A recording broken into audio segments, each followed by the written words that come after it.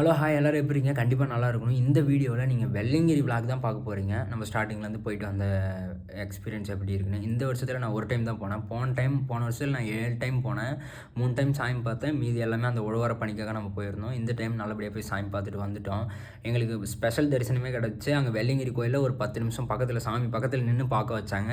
ஏன்னா நாங்கள் வந்து அந்த உழவர பணி செஞ்சதுங்கிறதுனால மற்றவங்க எல்லாத்தையும் கொஞ்சம் போங்க போங்க போங்க அப்படின்னு தள்ளி விட்டுட்டு இருந்தாங்க. நாங்கள் பொறுமையாக நின்று நிதானமாக சாமி பார்த்துட்டு வந்தோம். ஏதோ கடவுள் அந்த அளவுக்கு நம்மளுக்கு கொடுப்பனை வச்சுருக்காரு. ஓகே, இந்த வீடியோ ஃபுல்லாக பார்த்துட்டு வாங்க. இதுதான் கோயிலோட என்ட்ரன்ஸ். அடிவாரத்துலேருந்து நம்ம போயிட்டு வந்ததுலேருந்து ஃபுல்லாக வேணாம் நான் உங்களுக்கு என்ன நடந்துச்சு, எந்தெந்த இடத்துல என்னென்ன பண்ணோம் அப்படின்னு நான் உங்களுக்கு எக்ஸ்பிளைன் பண்ணுறேன். போன வருஷம் இதே மாதிரி நான் போயிட்டு இருந்தேன். 7 டைம் அந்த சம்திங் நான் போயிட்டு வந்தேன். எல்லாமே ஒரு பண்ணிக்க அப்படி இப்படின்ட்டு எல்லாமே மிக்ஸ் ஆகிருந்துச்சு. சாமி பார்த்தோம், நல்லபடியாக பார்த்தோம். இந்த வருஷம் வந்து ஃபஸ்ட் டைம் இப்போ தான் போனேன். அதுவும் நான் போகிற இன்ட்ரெஸ்ட் இல்லை. இந்த சந்தோஷ் அண்ணன்னு சொல்லிட்டு பீலமேட்டில் ஒரு அண்ணன், அவங்க தான் சரி வாடா போயிட்டு வரலாம் அப்படின்னு கம்பல் பண்ணி கூப்பிட்டாங்க. ஸோ அதனால் போயிட்டு வந்தோம். நல்லாவே க்ரௌடுங்க. நைட் டைமில் இதுதான் ஃபஸ்ட்டு எக்ஸ்பீரியன்ஸ் இது தான். போன வருஷம் ஃபுல்லாக ஏறினது எல்லாமே பகலில், ஆனால் இந்த வருஷம் ஏறினது ஃபுல்லாக நைட்டில். ஆனால் ஏறின டயர்டு சுத்தமாக தெரியல. நீங்களும் மேக்ஸிமம் நைட்டில் ஏற ட்ரை பண்ணுங்கள். அதே மாதிரி மேலே வந்து நாங்கள் 4 மணிக்கெலாம் நாங்கள் ஒரு 3வது மலையை தாண்டி அந்த ஒரு எந்த இடம் சொல்லணும்னா கரெக்டாக அந்த பாறைங்கள்லாம் வரும் சைடில், அங்கே போயிட்டோம். ஆனால் செம குளிர் இந்த வருஷம்.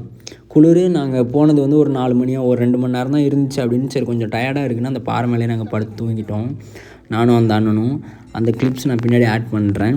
ஒரு கரெக்டாக ஒரு 20 நிமிஷம் இருக்கும் கீழேருந்து ஏற ஆரம்பிச்சு. அதுக்குள்ளேயே விநாயகர் அந்த கோயில் ஃபஸ்ட்டு மலையை நாங்கள் கடந்துட்டோம்.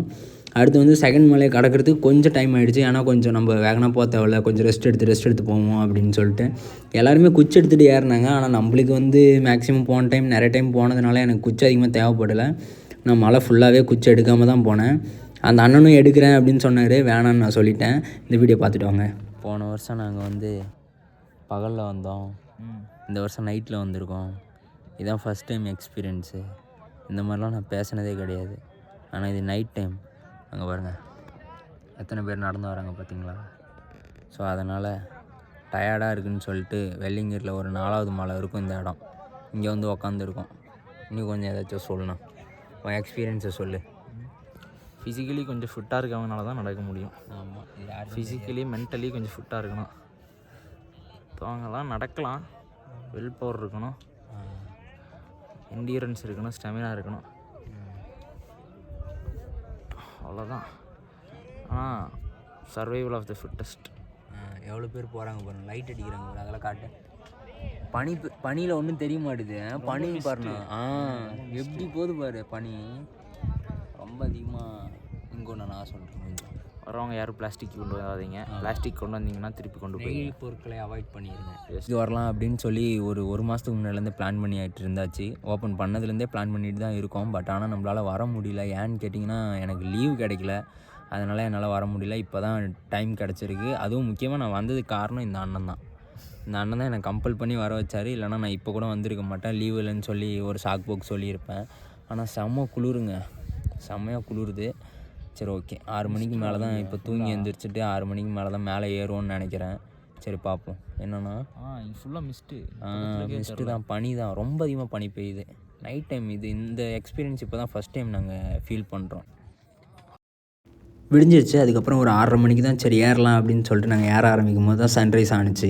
ஸோ அப்போ பார்க்கணுமே, வேறு லெவல் கிளைமேட்டுங்க. ஆனால் இந்த சன்ரைஸ் பார்க்குறதுக்குனே சில பேர் வெள்ளையங்கிரிக்கு போகிற ஒரு க்ரௌட் இருக்குது. அதில் நானும் ஒருத்தன் தான்.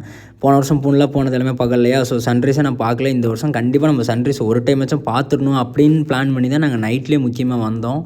அதுக்கப்புறம் அப்படியே ஒரு வழியாக ஏற ஆரம்பித்தோம். கிளைமேட்டு காலை நேரத்தில் வேறு மாதிரி இருந்துச்சு. அதுலேயும் ஏறினது சுத்தமாக டயர்டு தெரில. மதியானம் இறங்குனதும் டயர்டு தெரில. எனக்கு ஒன்றும் பெருசாக டயர்டே இல்லை, ஜாலியாக இருந்துச்சு. நம்ம என்றைக்குமே ட்ராவல் பண்ணுறதை லைக் பண்ணுறவங்களா, அதனால் நம்மளுக்கு பெருசாக டயர்டு தெரில போல். நிறைய யங்ஸ்டர்ஸை பார்த்தேன், என்னால் முடியல, இதுக்கப்புறம் வரவே கூடாது, ரொம்ப கஷ்டமாக இருக்குது அப்படின்னு நிறைய பேர் சொல்லிகிட்டு இருந்தாங்க. ஸோ நம்மளுக்கு ஒன்றும் அவ்வளோவா பெருசாக தோணலை. நம்ம வந்து ஜாலியாக போயிட்டு ஜாலியாக வந்தாச்சு. அதுக்கப்புறம் என்ன முக்கியமாக ஒரு விஷயத்தை நான் ஷேர் பண்ணணும். இந்த மலையில் நான் கற்றுக்கிட்டது ஒன்று தான், நம்ம எவ்வளோ கஷ்டப்படுறோமோ அந்தளவுக்கு ஒர்த் இருக்குது, அந்தளவுக்கு கடைசியில் வியூ பாயிண்ட் இருக்குது. அந்த 7 மலையை தாண்டி சரி பின்னாடி அந்த கோயிலுக்கு பின்னாடி அப்படி என்ன தான் இருக்குது அப்படின்னு சொல்லிட்டு போகலாம் அப்படின்னு பார்த்தா அந்த மலை அதோட முடியுது. இந்த 7 மலை first, second, third, fourth, fifth, sixth அப்படின்னு வந்துட்டு அந்த 7வது மலையோட முடியுது. இந்த 7 மலை மட்டும் தனித்துவமாக இருக்கிற மாதிரி இருந்துச்சு. அதெல்லாம் பார்த்துட்டு இருந்தோம். நல்லா இருந்துச்சு. இந்த கடைசிக்கு வியூ பாயிண்ட்டு நாங்கள் காலையிலே ஏறினதுனால நிறைய டைம் இருந்துச்சா, ஸோ அதனால் நிறைய நேரம் அங்கே மேலே ஸ்பெண்ட் பண்ணிவிட்டு அதுக்கப்புறம் ரொம்ப ஹாப்பியாக கீழே இறங்கி வந்தோம். New experience.